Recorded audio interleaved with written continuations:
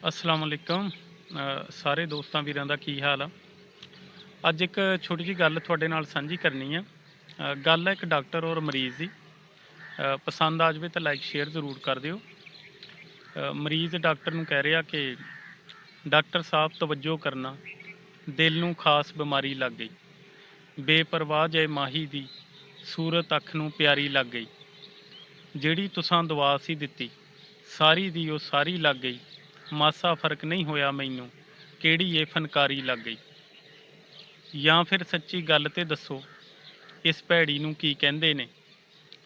ਇਹਦੇ ਰੋਗੀ ਹੋ ਕੇ ਬੰਦੇ ਕਿੱਥੋਂ ਜਾ ਦਵਾ ਲੈਂਦੇ ਨੇ।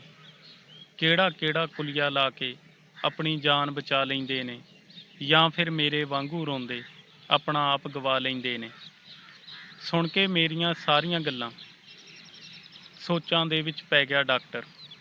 ਦੂਜੀ ਵਾਰੀ ਪੁੱਛਿਆ ਤੇ ਸਿੱਧਾ ਹੋ ਕੇ ਬਹਿ ਗਿਆ ਡਾਕਟਰ।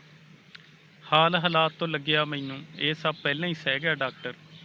ਤਾਂ ਹੀ ਤਾਂ ਫਿਰ ਹੱਸਦਾ ਹੱਸਦਾ ਗੂੜੀਆਂ ਗੱਲਾਂ ਕਹਿ ਗਿਆ ਡਾਕਟਰ। ਕਹਿੰਦਾ ਇਹ ਬਿਮਾਰੀ ਜੱਗ ਤੇ ਨਵੀਂ ਨਵੀਂ ਤੇ ਆਈ ਕੋਈ ਨਹੀਂ।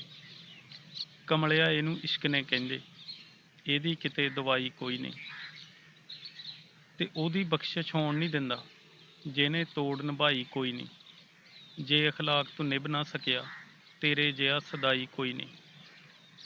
ਹਾਂਜੀ ਦੋਸਤੋ, ਅਗਰ ਵੀਡੀਓ ਚੰਗੀ ਲੱਗੀ ਹੋਵੇ ਤਾਂ ਲਾਈਕ ਸ਼ੇਅਰ ਕਰ ਦਿਓ। ਸ਼ੁਕਰੀਆ।